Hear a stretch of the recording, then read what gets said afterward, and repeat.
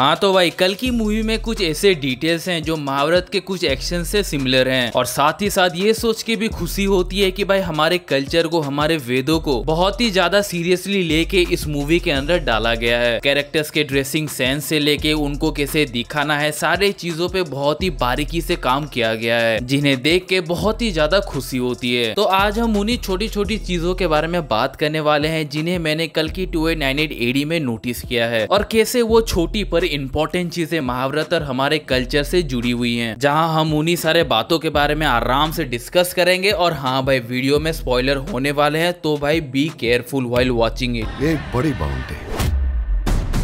One shot, complex चले जाओ।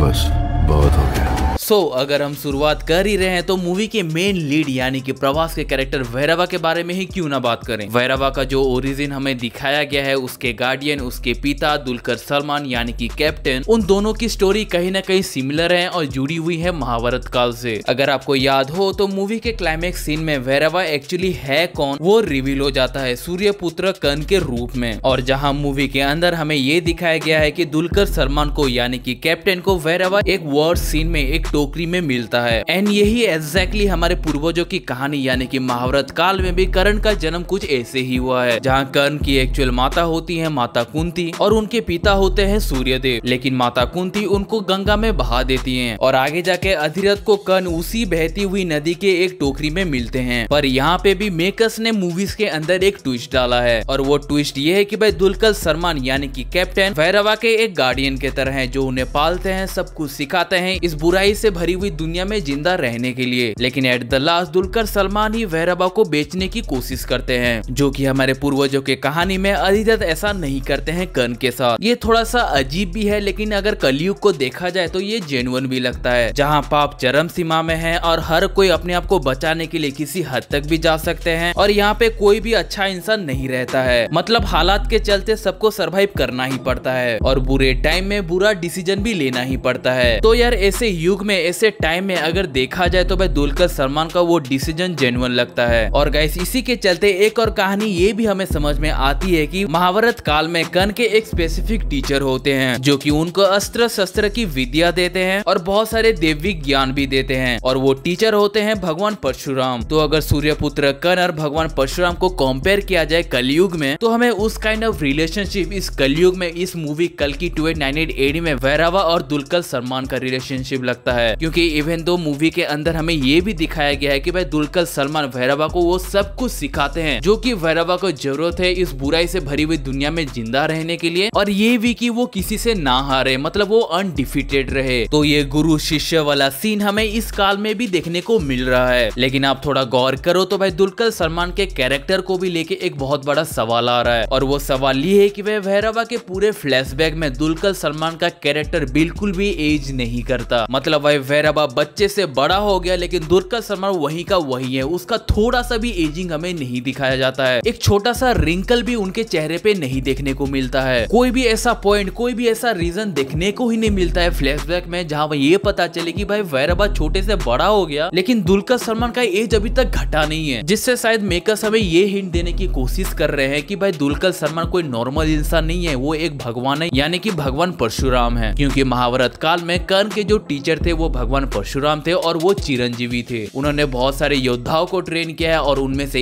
एक थे सूर्यपुत्र कर्ण। और कल्कि पुराण के अनुसार जब विष्णु भगवान के 10वें अवतार कल्कि इस दुनिया में जन्म लेंगे, तो उनको गाइड करने का, उनको ट्रेन करने का अगेंस्ट कली, वो जिम्मेदारी भी भगवान परशुराम ही निभाएंगे। सो मे बी मेकर्स भगवान परशुराम के एग्जिस्टेंस को दुलकर सलमान के कैप्टन के कैरेक्टर से एस्टेब्लिश कर रहे होंगे। And I do not mind कि आगे जाके फ्यूचर में हमें दुलकर सलमान का कैरेक्टर एज भगवान परशुराम देखने को मिले। मैं तो भाई पर्सनली बहुत ही ज्यादा खुश होऊंगा कि भाई दुलकर सलमान भगवान परशुराम के कैरेक्टर को प्ले करेंगे। लेकिन भाई अगर वो थोड़ा बल्कि, थोड़ा मस्कुलर हो जाए तो भाई भगवान के रूप में, मतलब भगवान परशुराम के रूप में थोड़ा जाना जाएगा। बाकी तो भाई क्रिएटिव लिबर्टी भाई वो तो भाई मेकर्स के हाथ में ही है, वो कैसा दिखाना चाहते हैं भगवान परशुराम को वो भाई उनका चॉइस है। But in case of my opinion, अगर आप भगवान परशुराम को दिखा रहे हो तो भाई थोड़ा बल्कीनेस, थोड़ा हैवी वेट थोड़ा दिखाना बनता ही है, क्योंकि उनका शेप ऑफ बॉडी ही कुछ ऐसा ही रिप्रेजेंट करता है। जिसके साथ साथ साथ अगर आप भैरवा के ड्रेसिंग सेंस के ऊपर ध्यान तो भाई वो बिल्कुल भी नॉर्मल नहीं है। पूरे मूवी के अंदर भैरवा एक सेकंड के लिए भी अपना कवच यानी कि अपना सूट बिल्कुल भी नहीं उतारता है, एक्सेप्ट कुछ रेस्ट करने वाले जगहों पर, क्योंकि महाभारत काल में भी कर्ण के पास ऐसे दिव्य कवच और कुंडल थे जो कि उन्हें उनके पिता सूर्यदेव से मिले थे, जो कि उन्हें नियरली इमॉर्टल बनाता है। और वहाँ पे सीन कुछ ऐसा बनता है कि वो दिव्य कवच और कुंडल उनके ही शरीर के अंग थे, पर किसी रीजन के वजह से आगे जाके उन्हें खुद ही अपना कवच और कुंडल दान करना पड़ा, और उसका प्रभाव हमें महाभारत युद्ध में भी देखने को मिला है। और उसी डिटेल को ध्यान में रखते हुए मेकर्स ने भैरवा के कैरेक्टर को एक स्पेशल टाइप का आर्मर दिया है। और ऐसा बिल्कुल भी नहीं है कि भाई भैरवा के पास कोई और आर्मर ही नहीं है, उसके पास बहुत सारे आर्मर है, लेकिन उसे सबसे ज्यादा भरोसा इसी आर्मर के ऊपर ही है, क्योंकि ये आर्मर पूरी तरीके से क्लोज है, उसके गले से लेके उसके हाथ तक हर एक पार्ट को वो कवर करता है। और अगर आपको याद हो तो मूवी के अंदर अश्वत्थामा ने भैरवा के ऊपर कई सारे पावरफुल अटैक किए हैं, कई सारे पावरफुल पंचेस भी भैरवा को डिलीवर किए हैं, और उन सारे पावरफुल अटैक से, पावरफुल पंचेस से भाई भैरवा को जिंदा रखना उसके पीछे उसके आर्मर का भी बहुत ही बड़ा हाथ है, क्योंकि भाई मणिधारक अश्वत्थामा के बल का सामना करना किसी नॉर्मल इंसान की बात ही नहीं है। और अगर कोई नॉर्मल कवच या आर्मर होता तो भाई वो उसी वक्त ही वो टूट जाता, लेकिन भैरवा के आर्मर के साथ ऐसा बिल्कुल भी नहीं होता है। तो भाई ये कहीं ना कहीं मेकर्स हमें ये हिंट देना चाहते हैं कि भाई ये कैरेक्टर कर्ण का अवतार है, लेकिन उसके पास एक ऐसा आर्मर भी है जो कि अनडिफीटेड है, अनडिस्ट्रॉयबल है। वहीं अगर आप भैरवा के कैरेक्टर पे थोड़ा और डीपली डिटेल्स में रिसर्च करो तो भैरवा है तो कर्ण का अवतार ही, बट उसका बॉडी लैंग्वेज, उसका माइंड थिंकिंग भगवान शिव या फिर उनके अवतार काल भैरव से मेल खाता है। जैसे कि प्रभास के कैरेक्टर का नाम भैरवा मेल खाता है भगवान शिव के अवतार काल भैरव से, which also mean a destroyer of fear, जहाँ मूवी के अंदर हमें देखने को भी मिलता है कि भैरवा बिल्कुल भी नहीं डरता है किसी से भी। उसके सामने कितना ही पावरफुल एंटिटी क्यों ना आके खड़ा हो जाए, कितना ही बड़ा मनुष्य क्यों ना आ जाए, दानव क्यों ना आ जाए, लेकिन फिर भी वो नहीं डरेगा। उसका ओपोनेंट पावर के मामले में उससे कहीं ज्यादा ताकतवर क्यों ना हो जाए, फिर भी वो सामने से नहीं हटेगा, डट के सामना करेगा और उसे हराएगा भी। सो ये सारी छोटी छोटी चीजें जो मेकर्स ने इस मूवी के अंदर डाला है ये बहुत ही ज्यादा अमेजिंग है और बहुत ही ज्यादा आई कैचिंग भी है, क्योंकि एक डिस्टोपियन फ्यूचरिस्टिक और हमारे कल्चर से जुड़ी हुई मूवी को बनाना बस एक बड़ी काम नहीं है, उसके अंदर हमें कल्चर का कुछ हिंट्स भी देना है, कुछ ऐसे इंपॉर्टेंट लिंक्स एंड टची इवेंट्स भी हमें देना पड़ेगा जिससे ऑडियंस अपने कल्चर से, फ्यूचरिस्टिक वर्ल्ड से और हमारे मूवी से कनेक्ट कर पाए। क्योंकि यार ये छोटी छोटी लिंक्स एंड टची इवेंट्स ही बहुत ही ज्यादा अहमियत बनाते हैं एक मूवी को, एक सिनेमैटिक यूनिवर्स को बिल्ड करने के लिए, जो कि मूवी के डायरेक्टर नाग अश्विन ने बहुत ही अच्छे लेवल पे बहुत ही डिटेलिंग के साथ हमें दिखाया है। And I am so proud of you director Nag Ashwin की, आपने हमें इस टाइम में भी, इस क्रूशियल टाइम में भी हमें एक ऐसी मूवी देने का ट्राई किया है जो कि हमारे इंडिया को, हमारे इंडियन कल्चर को और साथ ही साथ हमारे इंडियन इंडस्ट्री को एक बहुत ही बड़ी बुलंदियों तक ले जाएगा। एंड डैम श्योर भाई आपने बहुत ही अच्छा काम किया है। बस भाई ऐसे ही लगे रहो, आगे के फ्यूचरिस्टिक मूवीज के लिए हम बहुत ही ज्यादा एक्साइटेड होते जाएंगे। तो गाइस आज की इस वीडियो को मैं बहुत ही ज्यादा लेंदी नहीं करना चाहता, क्योंकि मेरी प्रीवियस 2 वीडियो बहुत ही ज्यादा लेंदी हो चुके हैं कल्कि के थ्योरी से रिलेटेड। तो आगे के वीडियो में मैं सारे कैरेक्टर के बारे में बात नहीं करूंगा, बल्कि एक एक कैरेक्टर को लेके एक एक मैं वीडियो बनाऊंगा, जिससे आपको बहुत ही विस्तार और बहुत ही डिटेलिंग के साथ आपको पता चल जाए कि भाई आखिरकार मूवी में ये कैरेक्टर कर क्या रहा है, इस कैरेक्टर का अहमियत क्या है, आगे जाके इसका फ्यूचर क्या होने वाला है, आपको थोड़ा डिटेल में पता लग जाएगा। और उसके साथ ही साथ आपको ऐसा क्या क्या डिटेल्स, ऐसे क्या क्या छोटी छोटी टची मूवमेंट्स आपको नजर आए जो कि हमारे कल्चर से जुड़ी हुई हैं, वो सब कुछ आप मुझे कमेंट बॉक्स में मेंशन करके बता सकते हो। उन इवेंट्स के बारे में, उन छोटी छोटी टची मूवमेंट्स के बारे में भाई मैं सोचूंगा और उसके बारे में वीडियोस भी बनाऊंगा। तो गाइस ऐसी इंटरेस्टिंग एंड अमेजिंग वीडियो अगर आप देखना चाहते हो आगे भी, तो भाई सिंपल सी बात है, कुछ भी नहीं करना है, वीडियो को लाइक करना है और चैनल को सब्सक्राइब करना है। तो यार मिलते हैं आप लोगों से अपने next interesting and amazing video पे, तब तक बने रहिए हमारे साथ ईवी एक्सप्लेन में।